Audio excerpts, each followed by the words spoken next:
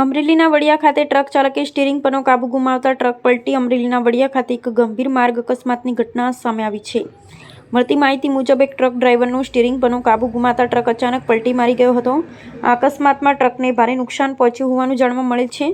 ઘટનાની જાણ થતાં સ્થાનિક લોકો તાત્કાલિક સ્થળ પર દોડી આવ્યા હતા અને મદદ કાર્ય હાથ ધરવામાં આવ્યું હતું.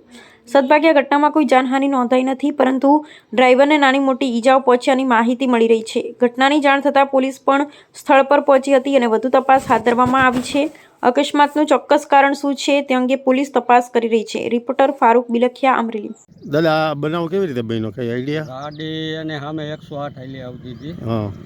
ગોળાઈની માલિકા ઓચિંતાની બ્રેક લાગી ગઈ એટલે ગાડી સીધી એકલવાઈ હતી. પછી કંટ્રોલ ન થઈ, સીધી પલટી મારી ગઈ ગાડી.